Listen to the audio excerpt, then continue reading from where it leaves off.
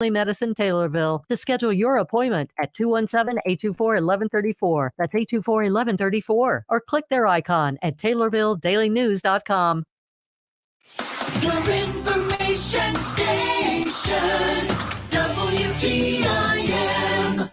Well, welcome to the WTIM Morning Show. I'm Avery Cooper. Your stream brought to you by People's Bank and Trust, where they put people first, and Landmark of Taylorville, where you always do better with Landmark. I'm here in studio with University of Illinois Extension nutrition and wellness educator Lisa Peterson.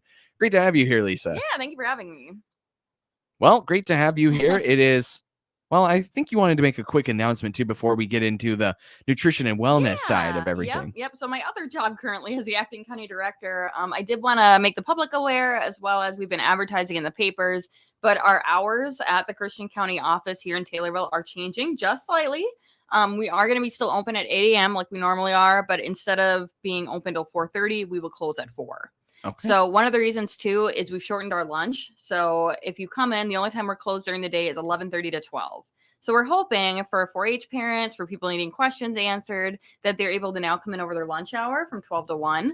So just an update, we are closing again at 4 p.m. every day. And then we are closed from 11:30 to 12 every day. So it's a little bit of an adjustment, but like I said, it's so we can reach people over that lunch hour, so they don't feel like they have to come knocking on our door when we're closed. Is that Monday through Friday? Yes, Monday through Friday. Yep. Excellent. Yep. All right. Well, it's nearing canning season. Yes. And you're here to tell everybody about some of the do's and don'ts of canning. Yes. Yep. So we are definitely getting into that season, talking about what you should and shouldn't do. Phone calls are starting to come into my office about it. And I just want to hit on a few little things when we talk about canning. Probably the biggest one that we encounter is people wanting to use their own recipes when they can. And we tell you, you cannot make up your own recipe for canning. Because again, this is food preservation. This food is something where as long as it stays sealed, we say quality wise, it's good for a year. But essentially, as long as it stays sealed, you don't have any bulging, nothing's dented on there, then it could stay safety wise, it's fine. Like it could be longer than a year, but after a year, the quality starts going down. But yeah, essentially, we don't want you to use your own canning recipes without scientific testing, because again, that becomes an issue with botulism and other things that could potentially make you sick. So if you really want to can a food, definitely call our office. I can provide you with recipes.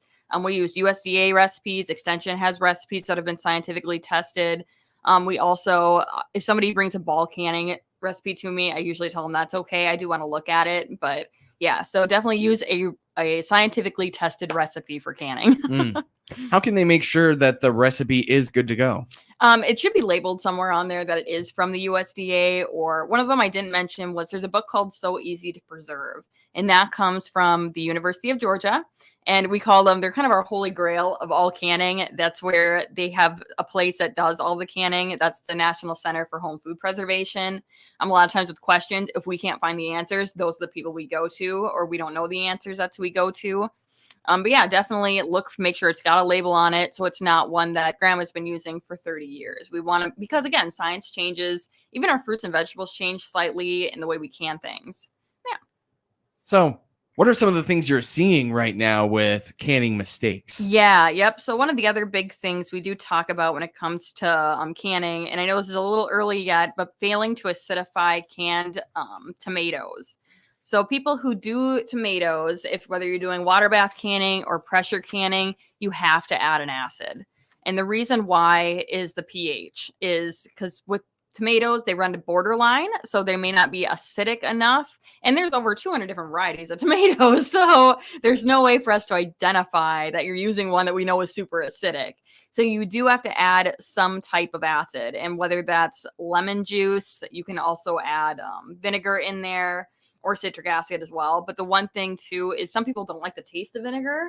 And what I've suggested to them, if that's all you have and that's what you're canning with, can it, and then when you open it, add some sugar, and that can kind of help take away that vinegary taste from it. Yeah. Okay. So tomatoes, that is that's one thing to look out for.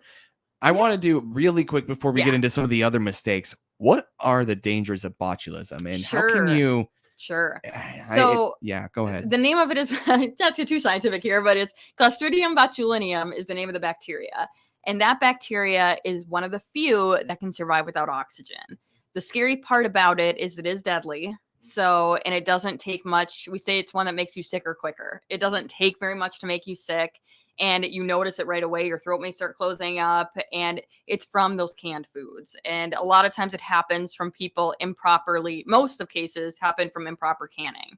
So you may take potatoes, for example, and this has happened. There was an incident once at a church, and it killed a few people because they had potatoes. They were making potato salad with it that was canned, but it was canned using a water bath canner.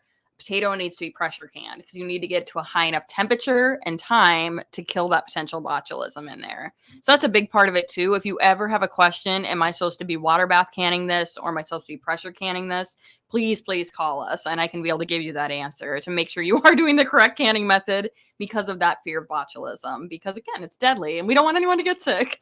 Without getting into too much Yeah. detail, in a general sense, Yeah. what is each type of canning good for? Each type of canning. You know, like you so mentioned, pressure canning right, versus water bath. So water bath is typically, we'll do that with highly acidic foods. That would be something like jams and jellies. We do a lot of canning in it. Some salsa recipes, you can also do it that way. Again, make sure your recipe says it's water bath canning.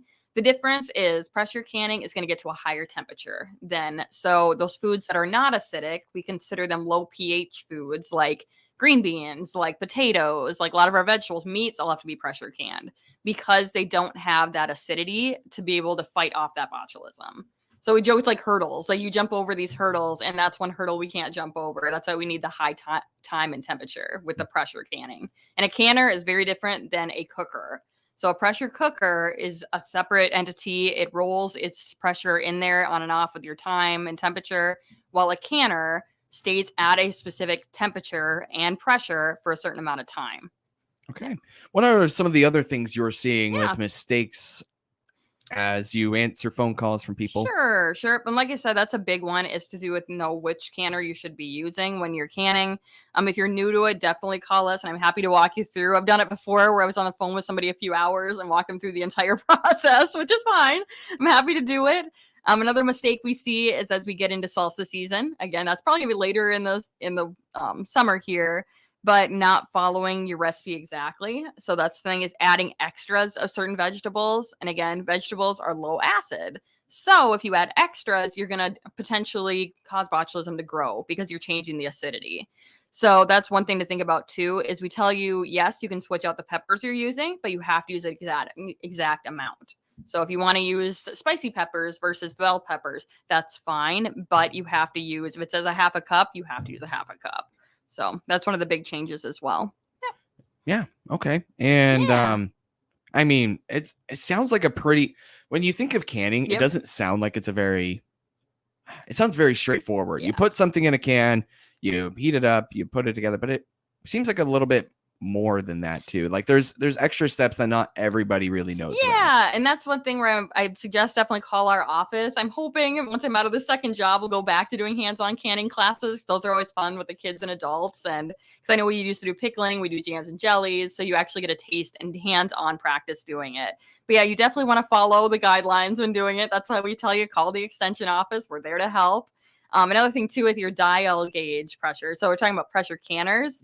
They have those dial gauges on them that show you all the numbers for the pressure. Those should be tested once a year because again, if they get dinged, you drop it or something, the pressure may not be accurate. We do it free at the extension office. All you have to do is bring in the lid and then I test it. It takes me less than 2 minutes. So, and then I'll let you know how far it's off, if it's right on, or if I can give you information on replacing it if need be. But yeah, definitely do that before you get into canning, especially with your pressure. Well, only your pressure canners. Yeah. Yeah, you don't have to do that with your water bath. Right. Let me reintroduce you Yeah. here. There's that's a nutrition and wellness educator with the University of Illinois Extension, Lisa Peterson, right here on the WTIM Morning Show. Your stream brought to you by Landmark of Taylorville, where you always do better with Landmark and People's Bank and Trust, where they put people first.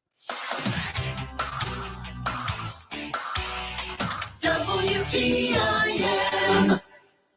Even though we don't know what life has in store for our homes or cars, we can still prepare. Introducing the Damage Doesn't Have to Be Too Damaging policy from American Family Insurance. Insure carefully, dream fearlessly. Contact me, Daniel Rizzo, agent at Daniel Rizzo Agency, Inc. at 823 West Spresser Street, Suite 1 in Taylorville, or call 217-562-4433 today. American Family Mutual Insurance Company, SI, and its operating company, 6000 American Parkway, Madison, Wisconsin. Rolling Meadows Senior Living in Taylorville invites you to make their home your home. Become part of the Rolling Meadows family. Applications for residency are now being accepted. Rolling Meadows offers seniors 62 and older a smoke-free facility with round-the-clock maintenance, controlled access, large kitchens with full-size appliances, on-site laundry facilities, complimentary Wi-Fi in common areas, and more. Call 217-287-2450 to schedule an appointment. Rolling Meadows is sponsored by Lutheran Social Services of Illinois and funded through the U.S. Department of Housing and Urban Development and Federal Home Bank of Chicago. Rolling Meadows is an equal housing opportunity provider. I'm Sarah Van Huss, Assistant Vice President at People's Bank and Trust in Pana and Taylorville. People's Bank and Trust is proud of their longtime sponsorship of Taylorville High School Students of the Month on the many News Talk WTIM platforms on AM, FM, and online.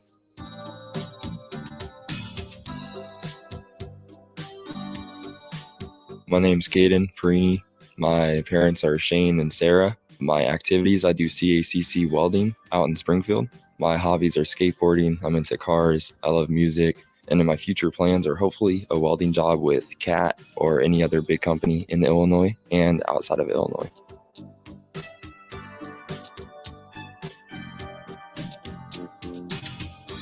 People's Bank and Trust congratulates these Taylorville High School Students of the Month and wishes them the best in their continued education. We put people first at People's Bank and Trust. Member FDIC.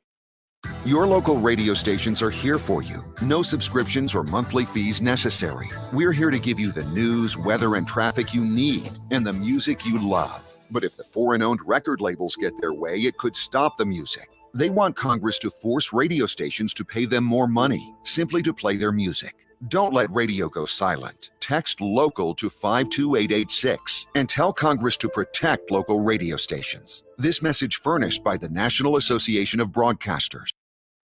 I'm Kim Bourne, CEO of Taylorville Memorial Hospital, and we're hiring experienced nurses to join our great team. Learn more by clicking on our icon at TaylorvilleDailyNews.com. WTIM, your ag information station, provides over 8 hours a day of agriculture programming on the air, stream live, and in podcast. Find out all the on-air and online platforms you can hear WTIM by going to TaylorvilleDailyNews.com.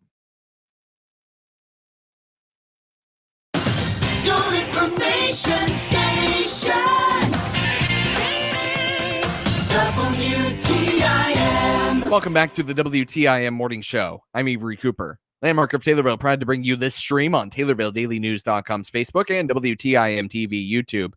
You'll always do better with Landmark, along with People's Bank and Trust, where they put people first. I'm here in studio with nutrition and wellness educator with University of Illinois Extension, Lisa Peterson. Talking about all the ways you can preserve those vegetables and fruits and everything else that you've grown in your garden over the course of spring and into summer. One of the ways you can do that, freezing. Yes. Yep. Absolutely. And that's probably, I always say that's probably the easiest or simplest way is even when you're looking at it, you're like, which method do I want to do? A lot of times I tell people look in your, what kind of space do you have? Do you have a lot of freezer space? Do you have a pantry that's cool and dark where you can store canned goods? So of course with canning, there's a lot of equipment. With freezing, there's a lot less equipment. So when we talk about freezing, I mean, freezing essentially what you're doing is slowing down bacterial growth when you freeze. I tell a lot of people, as long as you put in the freezer within a certain amount of time, obviously we don't leave it out for more than 4 hours. What's going to happen is that food, as long as it stays frozen, safety wise, there's nothing to worry about because again, it's in the freezer. Nothing's happening to it. It's in the back.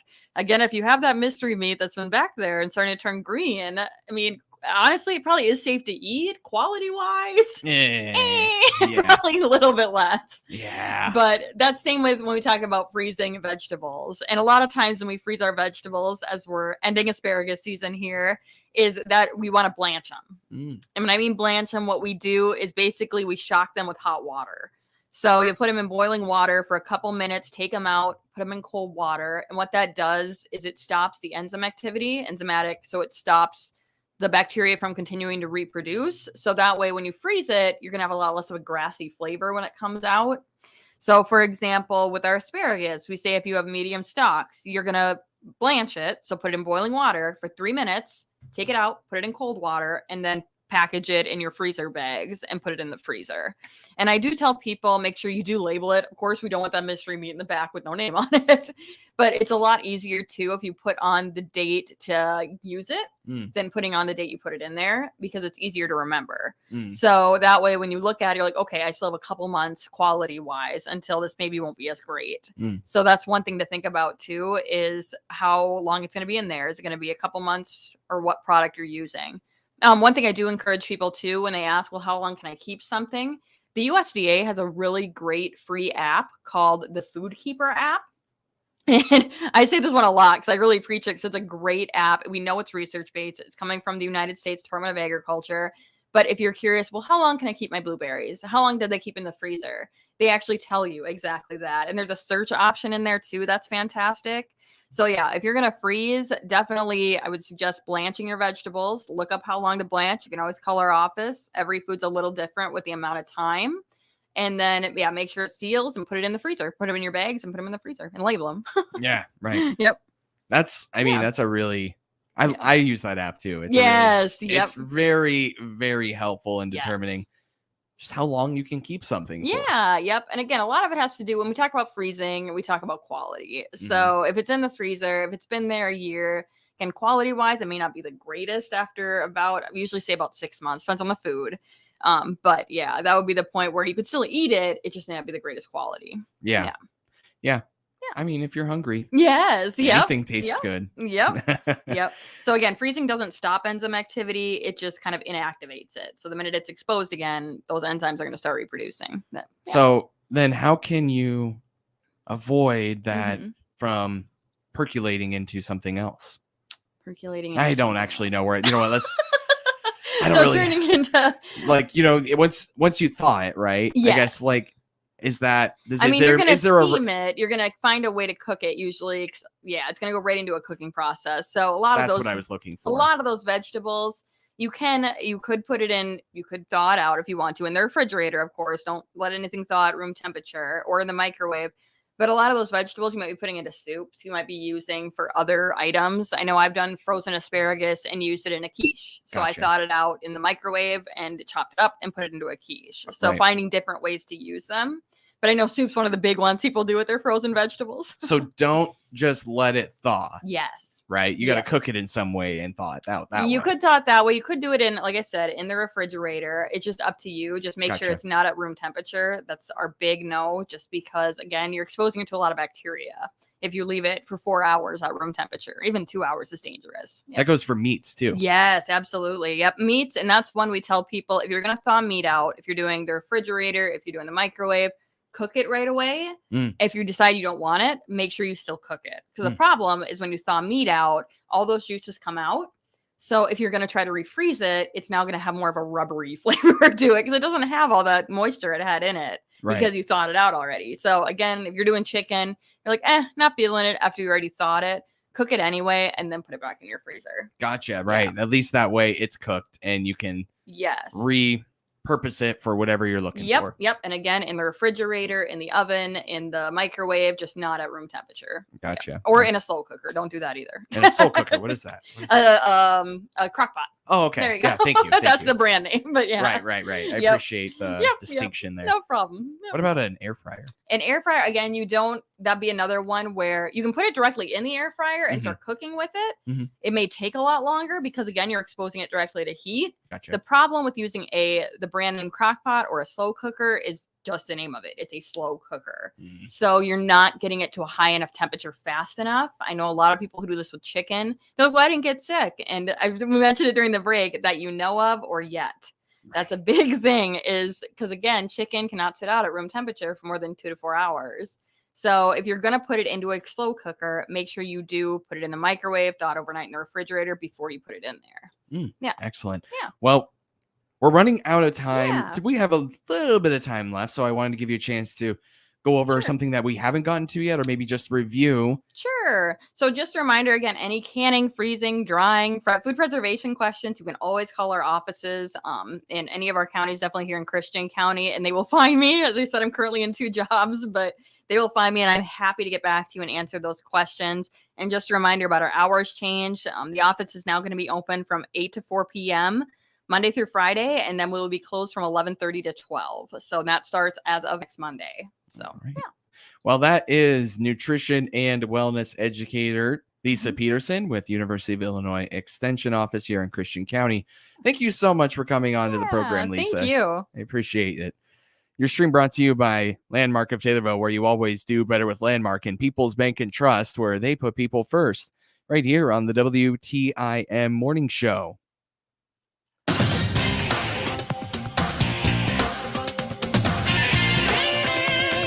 WTIM.